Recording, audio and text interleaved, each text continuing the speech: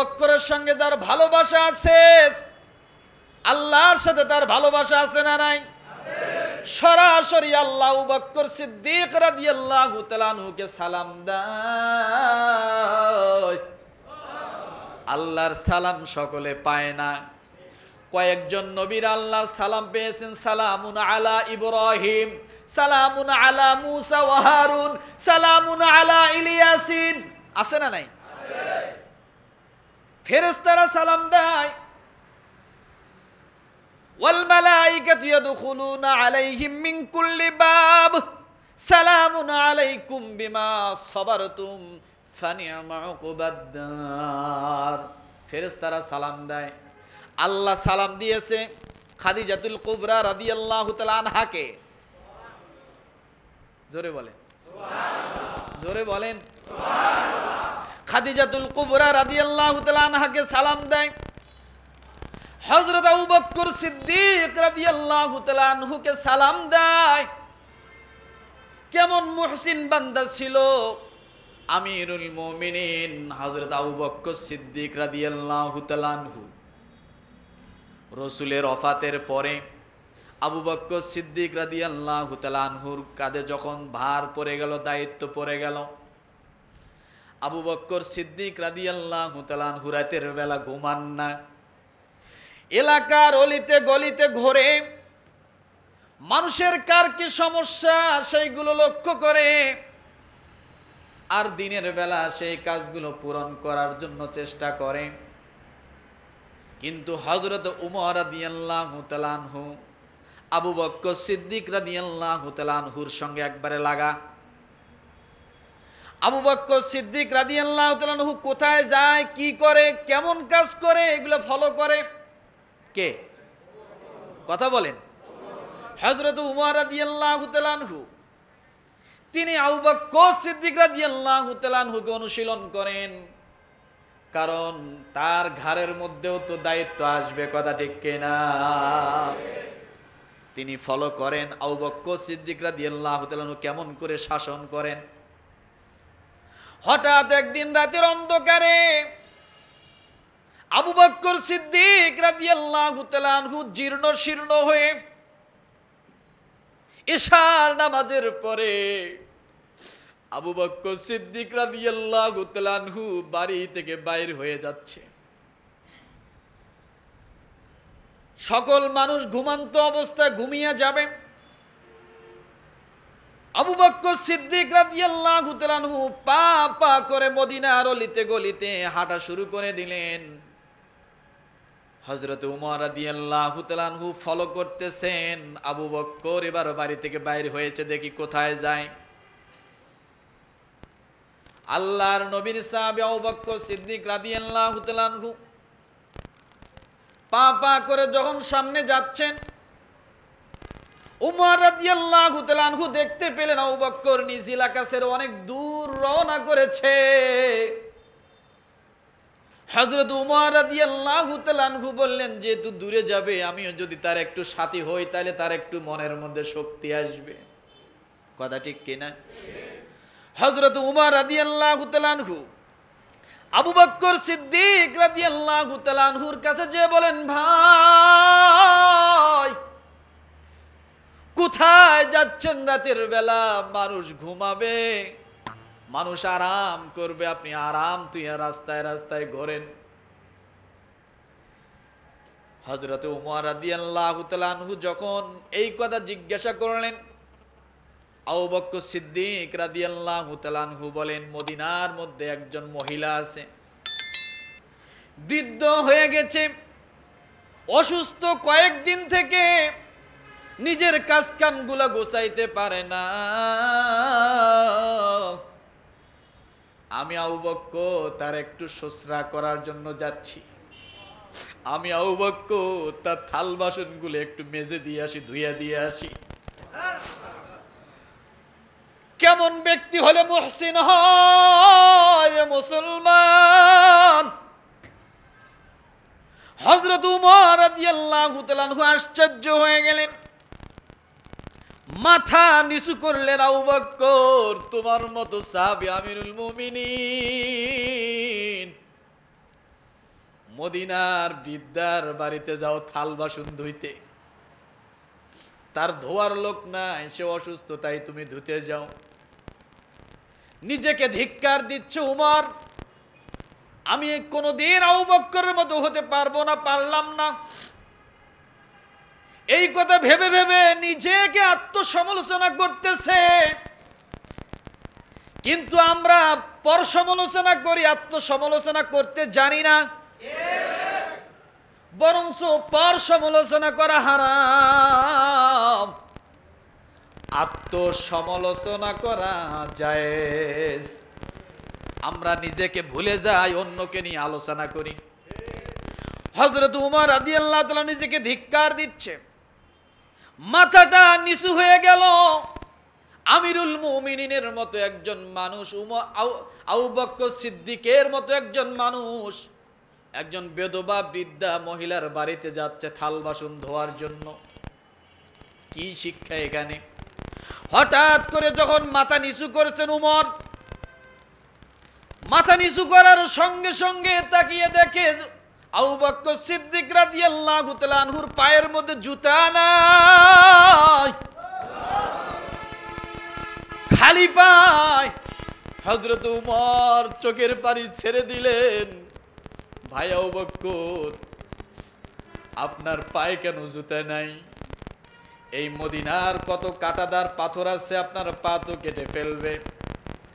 আপনাকে আমি এক জোড়া জুতা দেই, আপনি নেন, আর না হলে আপনার বেতন আমরা বাড়ায় দেই, আপনার এক জোড়া জুতার ব্যবস্থা করে নেন। আবু বকর সিদ্দিক রাদিয়াল্লাহু তাআলা আনহু হযরত উমরকে ডাক দিয়ে বলেন, উমর, তুমি মনে করেছো আমার জুতা নাই? ও উমর, আমার জুতা আছে। উমর রাদিয়াল্লাহু তাআলা আনহু জিজ্ঞাসা করলেন, জুতা থাকলে পরেন নাই কেন? কারণ আগেরকার জুতা পন ছিল না খরম ছিল? জোরে বলেন। আমরা অনেকেই দেখছি না খরম, মুরব্বিদের খরম ছিল। এই খরম দিয়ে খরম পায়ে দিয়ে যেদিকে হেঁটে হেঁটে যেত, খট খট খট খট একটা শব্দ হইতো। আবু বকর সিদ্দিক রাদিয়াল্লাহু তাআলা আনহু ডাক দিয়ে বলে, ভাই উমর, তুমি মনে করেছো আমার জুতা নাই? আমার জুতা আছে, কিন্তু আমি পায়ে দেই নাই। আমি রাতের বেলা বাইর হয়েছি বৃদ্ধা মহিলার উপকার করার জন্য, কিন্তু আমি যে অলিতে গলি দিয়ে যাব, আশপাশ অনেক বাড়ি ঘর আছে, আমি আবু বকর হেঁটে যাওয়ার সময় যদি আমার খরমের আমার জুতার শব্দে যদি কারো ঘুম ভেঙে যায়, কাল কিয়ামতের ময়দানে যদি আল্লাহর বান্দা আমার উপর কষ্ট নিয়ে আল্লাহর আদালতে যদি মামলা দায়ের করে, এই আবু বকর আমার বাড়ির পাশ দিয়ে যাওয়ার কারণে জুতার শব্দে ঘুম ভেঙে গেছে, আল্লাহ, আজকে আবু বকরের কাছে আমরা এর জন্য নালিশ করলাম, বিচার দিলাম, কেন আমাদের ঘুম ভেঙে দিয়েছিল। ওমর, সেদিন তোমার কাছে আল্লাহ জিজ্ঞাসা করবে না, আমি আবু বকরকে ডাক দিয়ে আল্লাহ জবাবদিহিতা করবে, কথা ঠিক কিনা? এই জন্য আমি খরম পরে হাঁটি না, কারণ এখন মানুষ ঘুমাচ্ছে, আমার জুতার শব্দে যেন কারো ঘুম ভেঙে না যায়। এই চিন্তা যদি সাহাবায়ে কেরাম করতে পারে, এই চিন্তা যদি আবু বকর সিদ্দিক রাদিয়াল্লাহু তাআলা আনহু করতে পারে, আমার আল্লাহ তো তাকেই সালাম দেবে, কথা ঠিক কিনা? কিন্তু আজকে দেখা যায়, আমরা যখন ফুটবল খেলা শুরু হয়, একটা গোল দেওয়ার সঙ্গে সঙ্গে রাতের 12টা নাই, 1টা নাই, 2টা নাই, বাঁশি বাজায়, কথা ঠিক কিনা?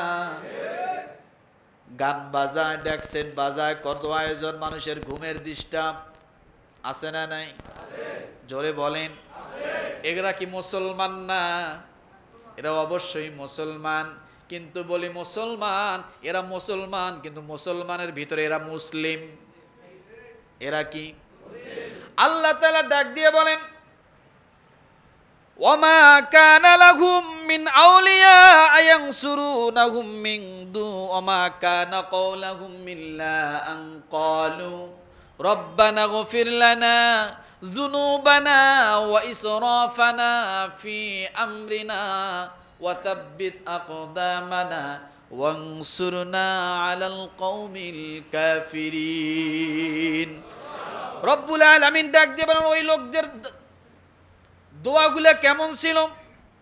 তারা বলেছিল, হে আমাদের প্রতিপালক, আমাদের গুনাহসমূহ এবং আমাদের দ্বারা আমাদের কার্যবলিতে যা সীমালঙ্ঘন হয়েছে এই সীমালঙ্ঘনগুলো আপনি মাফ করেন, আমাদের গুনাহসমূহ আপনি মাফ করেন এবং আমাদেরকে দ্বীনের পথে মুহসিনের পথে আমাদেরকে অটল রাখেন। কিসের পথে অটল রাখেন? মুহসিন বান্দা হিসেবে অটল রাখেন। এরপরে বলা হয়েছে কাফের সম্প্রদায়ের প্রতি আপনি আমাদেরকে বিজয় দান করে দেন। এই দোয়া যখন করলেন, ওমা কানা কওলাহুম ইল্লা আন ক্বালু রব্বানা গফির লানা যুনুবানা ওয়া ইসরাফানা ফি আমরিনা ওয়া সাব্বিত أقدامنا وانصرنا على القوم الكافرين সূরা আলে ইমরান আয়াত নাম্বার 147 রব্বানা ইগফির লানা যুনুবানা ওয়া ইসরাফানা ফি আমরিনা। হে আল্লাহ আমাদের গুনাহগুলো maaf করেন, আমাদের সীমালঙ্ঘনগুলো maaf করেন। ওয়া ইসরাফানা আমরা যা সীমালঙ্ঘন করেছি maaf করেন। ওয়াসাব্বিত আকদামানা আপনি আমাদেরকে দ্বীনের পথে মুহসিন বান্দা হওয়ার জন্য আপনি আমাদেরকে অটল রাখেন।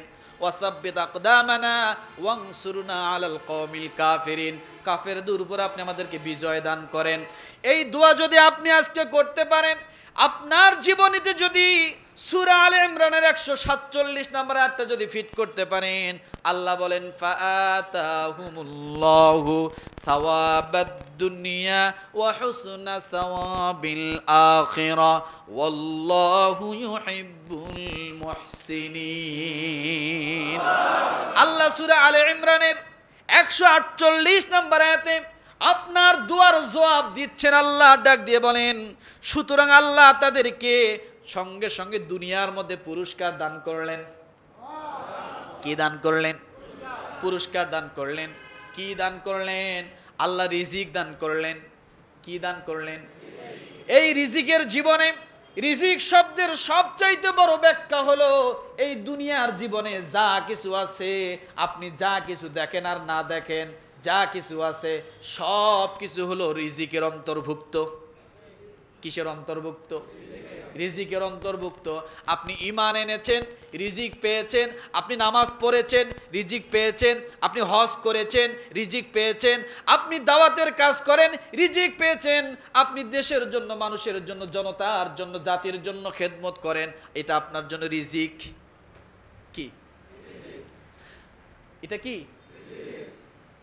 এটা আপনার জন্য রিজিক। ভালো একটা গাড়ি পেয়েছেন রিজিক, ভালো একটা স্ত্রী পেয়েছেন রিজিক, ভালো একটা চাকরি পেয়েছেন রিজিক, আপনি ভালো একটা সফলতা কিছু অর্জন করেছেন, আমার আল্লাহ ডাক দিয়ে বলেন এটা হলো রিজিক। ফাআতাহুমুল্লাহু সাওয়াবাদ দুনিয়া ওয়া হুসনা সাওয়াবিল আখিরা। আল্লাহ বলেন ওই 147 নম্বর আয়াতের দোয়া যখন বান্দারা করবে, আমি আল্লাহ সঙ্গে সঙ্গে বান্দাকে দুনিয়ার জমিনে পুরস্কার দিব, আখিরাতেও তাদের জন্য পুরস্কার দিব, এবং আমি আল্লাহ তাদেরকে অবশ্যই ভালোবাসা দিয়ে দিব। তাহলে ক্লিয়ার হয়ে যায় মুসলিম কাকে বলে।